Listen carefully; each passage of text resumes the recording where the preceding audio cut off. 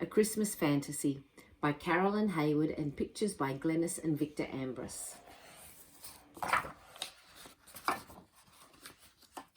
Once there was a little boy whose name was Claus. He had a round, merry face with cheeks like rosy apples, a perfect cherry of a nose, and bright blue eyes that seemed to dance in his head. When he laughed, he bounced like a rubber ball and shouted, "Ho, ho, ho!" so everyone else laughed too. He lived with his godmother in a beautiful little house with gingerbread trim. Now, Claus's godmother never knew where he came from. She found him one Christmas morning when he was a tiny baby, lying on the hearth.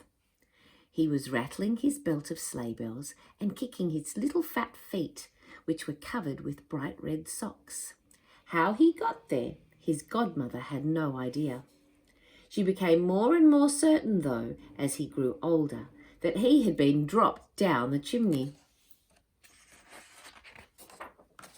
For Claus never could remember to come into the house through the door. He even wouldn't come in through the window, but always came tumbling down the chimney.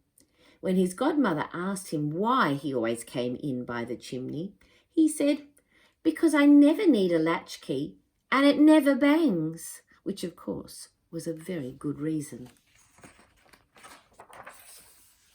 So, by the time Claus was 4 years old, everyone was used to having him drop down the chimney for a call. He was such a jolly little fellow that everyone loved him. His godmother dressed him in a bright red suit to match his red socks, and he always wore his sleigh bell belt. As he grew bigger, his belt grew longer, and each year a new bell appeared. His red socks were always just the right size for his feet, and they never wore out, which was very nice for his godmother because she never had to do any darning.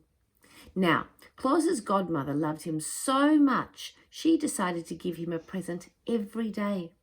So every night after Claus was sound asleep, his godmother tiptoed into his room and put a present in one of his red socks.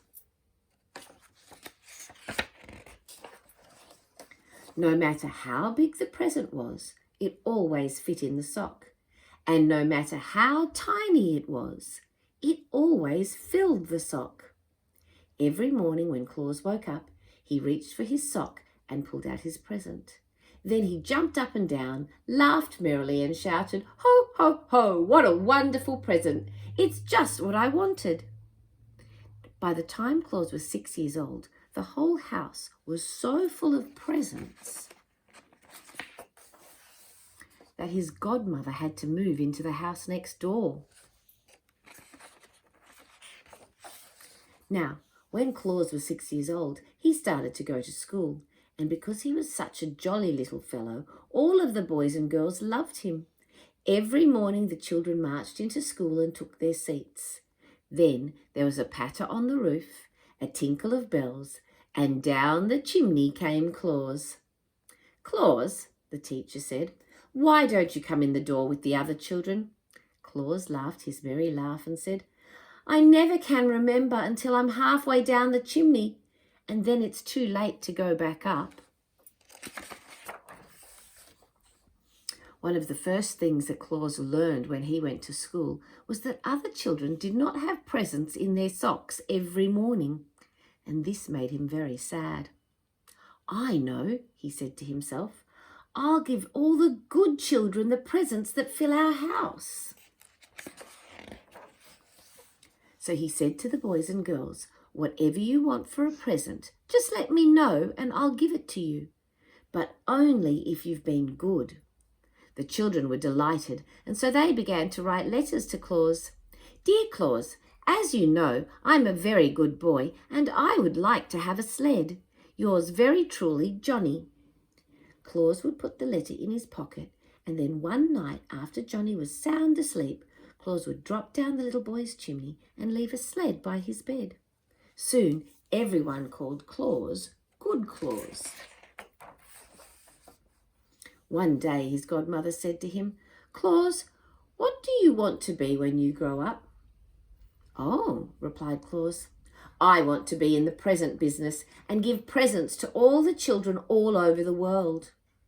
But you can't run all over the world with presents, said his godmother.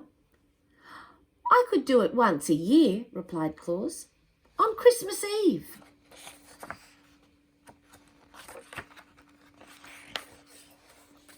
And so, when little Claus grew up and had a long white beard, his godmother bought him 8 reindeer and a beautiful sleigh.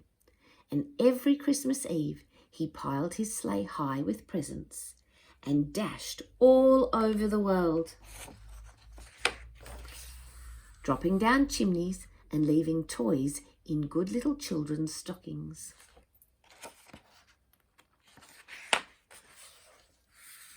And because he was never cross, but always loving and kind, he lives forever, and all the boys and girls love him. They call him Santa Claus.